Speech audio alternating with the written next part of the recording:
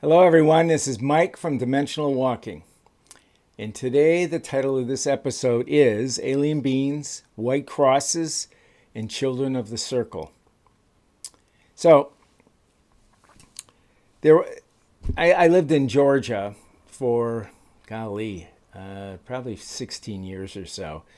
And there were many interesting and somewhat magical people that worked with me there in Georgia. And I would estimate that probably 60% of the people that worked with me and for me had interesting paranormal type stories. Okay?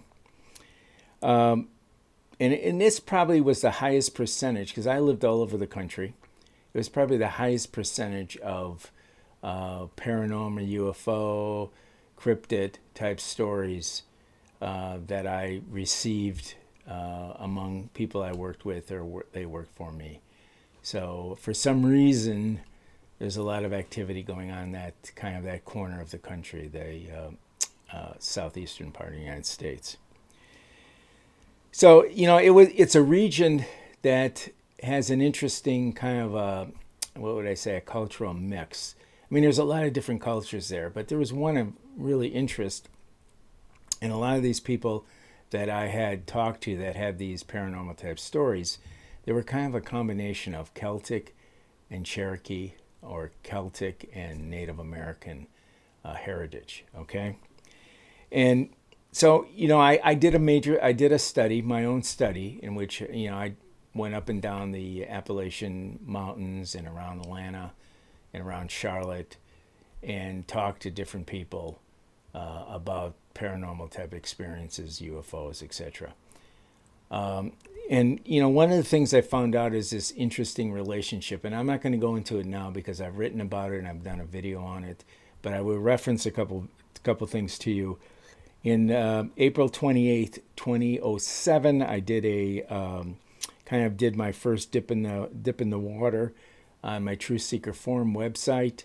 I did an article there if you want to go and read it there. And then the other one was on this channel. I did it August 29th, 2021.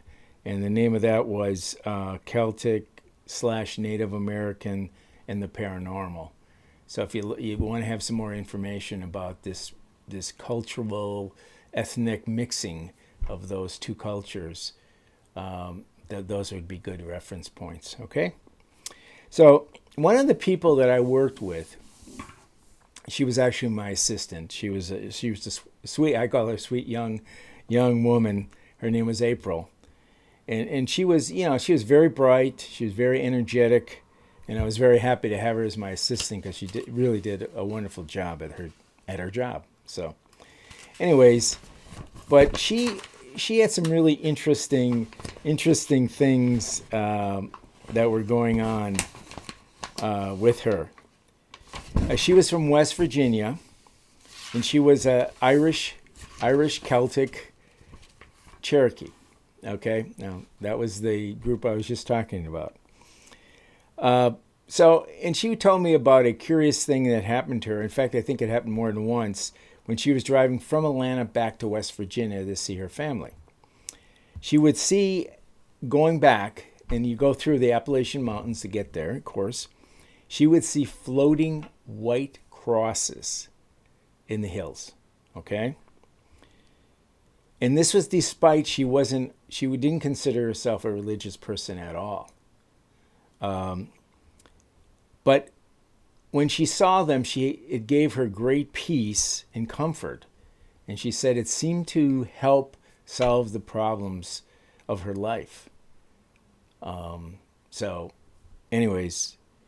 on one trip back to West Virginia, her mother, who was also Irish Celtic, Irish Celtic Cherokee, related a story that she would call it an unfriendly, mean neighbor lady recently died, and at the time of her death, a ghost or something stood on her April's mother's chest. And of course, the mother was absolutely terrified. And somehow she related it to this woman, this mean woman. And maybe it was the mean woman. But for some reason, April took that as a sign, and she felt very calm and very peaceful. Why, I don't know. I mean, she was, again, it was on the mother's chest and not hers. I'm unclear if she actually saw this or she just visually saw it in her mind when her mother told her the story. So that was a little unclear. And when I went back in my notes, I didn't see anything to clarify that at all. But anyways, April was aware of the situation, and at the very least, in her mind, this was the feeling that came through, the peace and the calm. Okay? Another thing that April was always interested in were circles of life. She was obsessed with circles, actually. A close friend, she would always keep a close-knit circle of friends. And she'd always kind of visualize or see children playing in circles, like Ring Around the Rosie type things. She would see these over and over again, seeing children holding their hands, right? The children were, she always would say, were very beautiful. They were constantly coming up to her and smiling and raising their right hand and saying hi. Once I actually witnessed this type of event with April. We had gone to McDonald's, which I don't very seldom go to, by the way. But at that time, we were in a hurry, or we were going to a meeting or something, and we were going to stop and at least grab a bite to eat. And what I witnessed was, I can only call it an emotional feeding frenzy. Okay, so we walk in, and suddenly, kind of in the middle of the restaurant, these kids kind of leave their tables and leave their parents and come around April. And they kind of circle her. They kind of walk around, and they're smiling, and they're very happy to see her. It was very strange.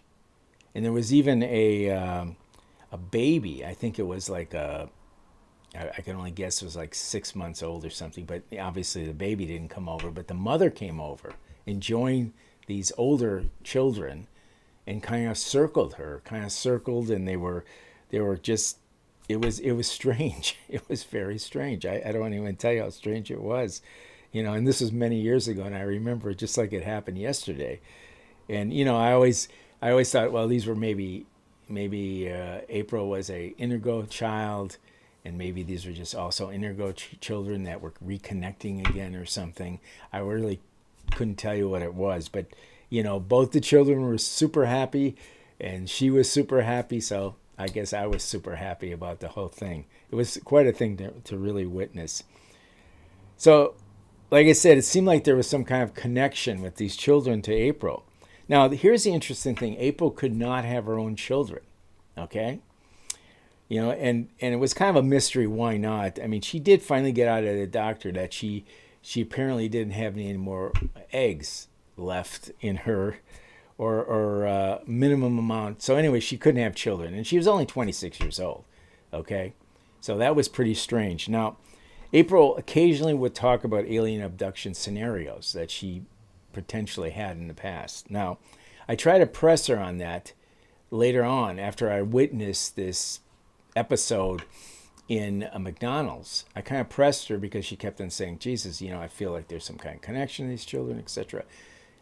On the direction, maybe these are her children, and maybe the aliens took her eggs and produced some alien hybrid children. Now, I have to tell you, these children look very human. They weren't, I've heard stories where alien hybrids, children look kind of puny, kind of weak, and look like they're having a hard time of it. No, these children are very vibrant human children.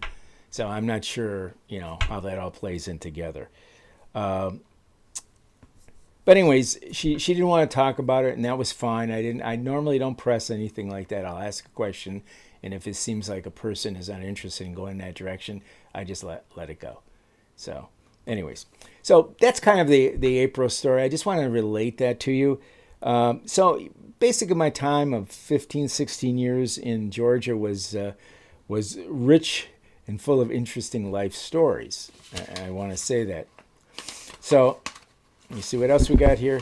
So anyways, again, I kind of like to end these videos with something kind of interesting. And one of the things I always remember April saying is, life is short, feel it, feel its richness. And I always love that. And that's what you said. So if any of you have additional information or similar information that I got from April, or you know somebody that has had similar experiences, you know, you can write us at dimensionalwalking@gmail.com, or you can leave comments here. We need your subscriptions. We need you viewing our videos, of course, and we have over 160 now. So it's a variety of subjects. We just don't do aliens and UFOs. We do cryptids. We do shadow people. We do all kinds of things because we've been doing this. The combined between us, it's probably close to 80, 90 years of experience and our own personal experiences and experiences that we've talked to other people around the country and actually around the world. So anyways, as Roy Rogers always said, happy trails until we meet again. Thank you. Bye-bye.